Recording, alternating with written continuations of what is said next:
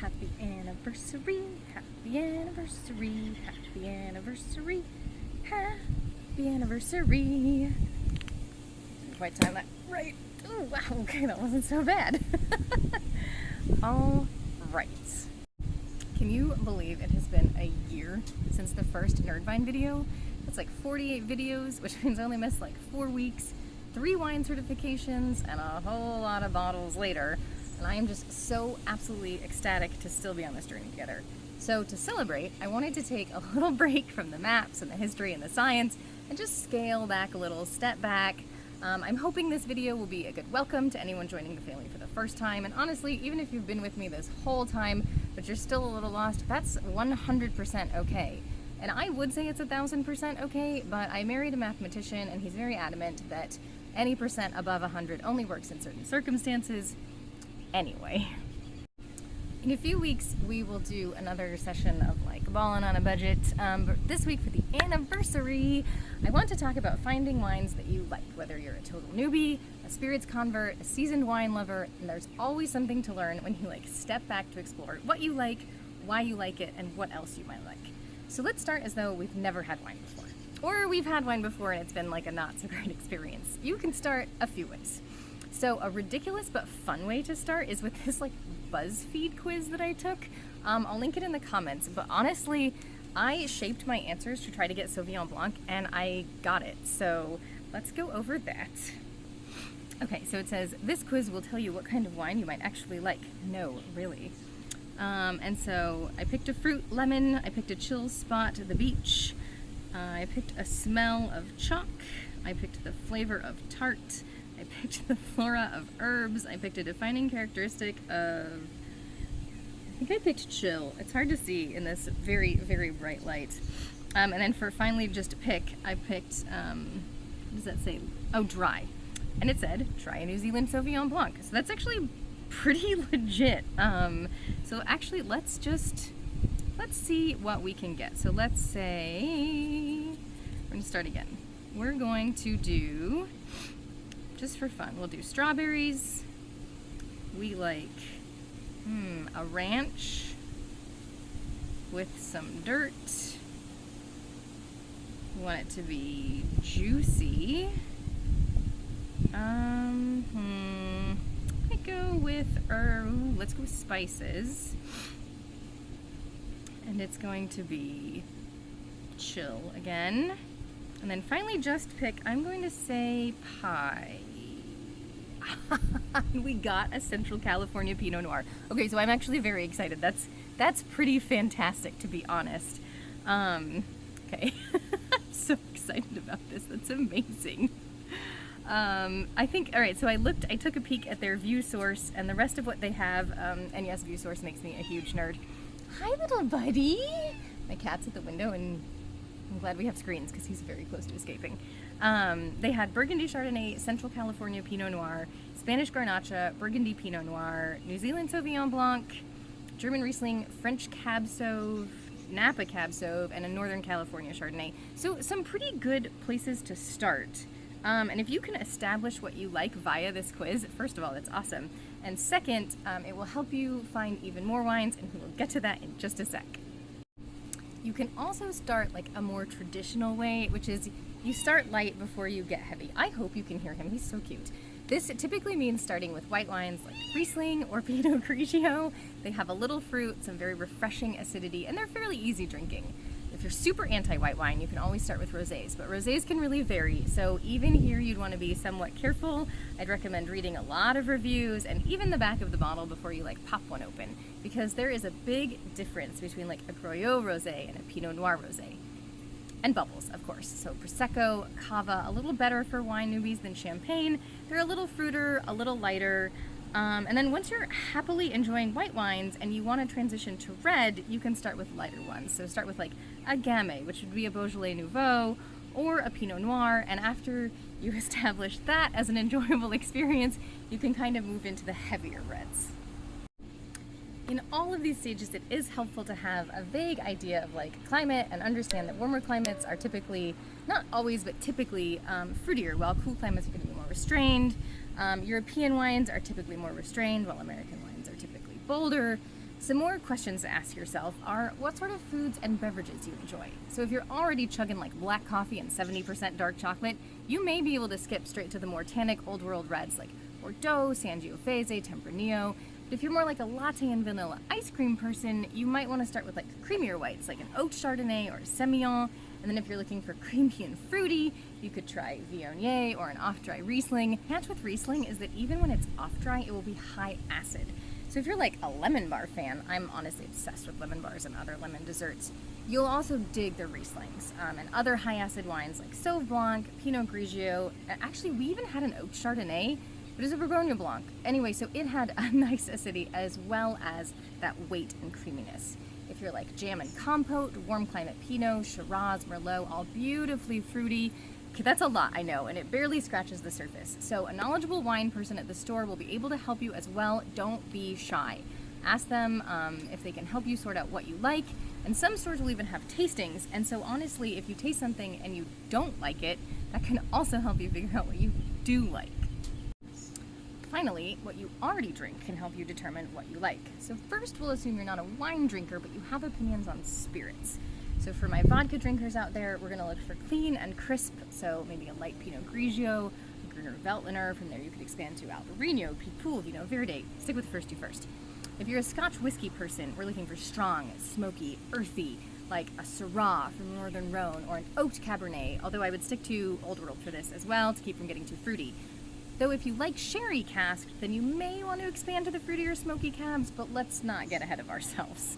And actually, if you're getting into those sweeter notes, you might also be a bourbon drinker, in which case I could steer you towards Zinfandels and Malbecs. For the rum fans out there, I think of rum also as being a little sweet and sometimes spicy, so I would do like a late harvest Riesling, even a Sauterne actually. I would recommend those same wines for my Reposado tequila lovers, but if you're a Blanco or a Cristalino, then I would steer you towards Albarino or Verdejo, because it's got the high acidity, the citrus hints, and just that touch of salinity. Last but definitely not least, let's talk about my gin drinkers.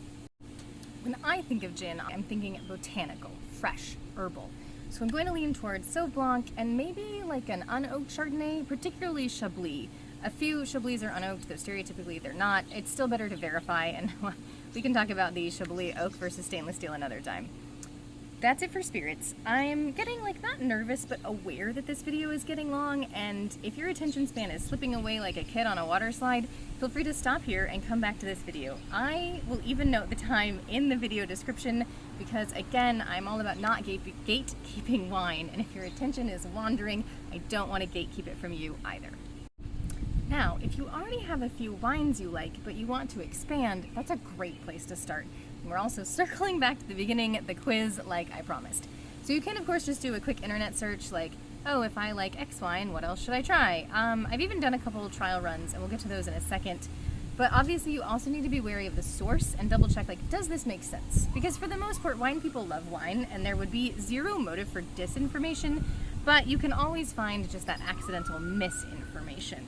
So let's look at the searches I did. I went on DuckDuckGo. Here it is. And I said, if you like Merlot, try. And the websites I got were wines similar to Merlot, 5 great alternatives to try, which wines are similar to Merlot, if you like this, drink that, 10 alternative wines to try, what wine is similar to Merlot, a guide to Merlot alternatives. If you like Merlot, you'll love Malbec, Carmenere, what to know, and 5 bottles to try. So really, you can definitely do a lot of internet searching for I like this wine, what else might I like? And then there are also obviously some books. So I think I've mentioned this book before. It's called How to Drink Wine. Grant Reynolds and Chris Stang, the easiest way to learn what you like. So not only is there a fun section at the back that I'm sure I've referenced that talks about spicy food wines, wines to drink by yourself, wines to gift, sweater weather wines, brunch wines, super cute. But they also have, it says, the 29 wines, just the ones you need to know. So Sagrantino is not going to be in here. We'll come back to that in a minute. So it says, if you like Albarino, you like it because it's refreshing and affordable. It's more adventurous than Sauv Blanc, fulfills the same need. You might also like Sancerre and Vermentino. There's actually a really good one. This is a shout out to my friend Jim, who does not care for Bordeaux's, but does like Côte de Rhône. So it says, if you like it, it's because you like things to be fruity but not too fruity. You like things to be spicy but not too spicy, and you like things to be big but not too big.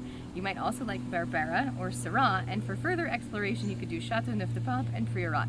That 100%, I would recommend all of those to Jim. So I'm a big fan of this book. It's little, it's portable. You could honestly, you could take it to the wine bar with you.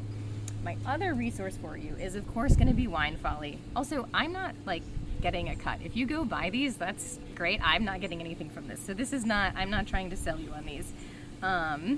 But I looked in this, and now on the website you can find a lot of information, but you won't find these cross-reference grapes. So I go to, I don't know how to spell, I go to the Sagrantino page, and it says, also try Tannat, which I love, Petit Syrah, which I do enjoy, Touriga Nacional, which I don't think I've had, Monastrell, which I love, and Bordeaux blends, which I love. So that's great. And then you can kind of like cross-reference that. So let's say, we'll see if it has Tannat.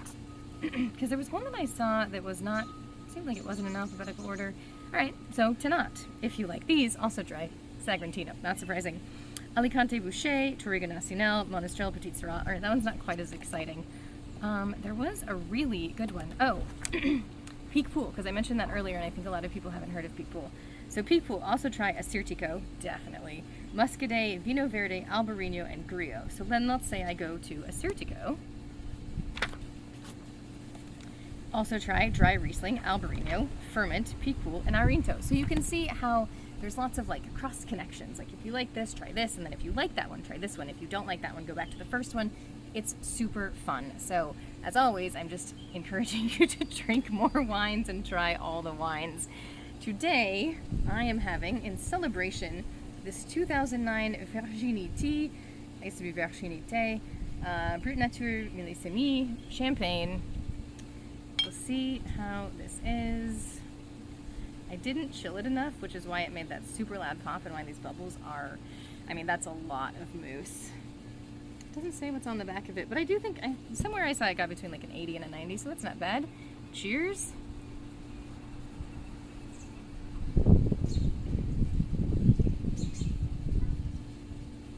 Pretty nice, actually. I feel like warmer, actually, these bubbles are not all that aggressive. I might try this on my partner. It's also not even 10 in the morning, and we're having champagne, so honestly, good on us.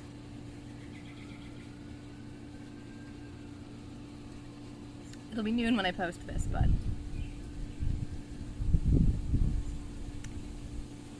this is really nice.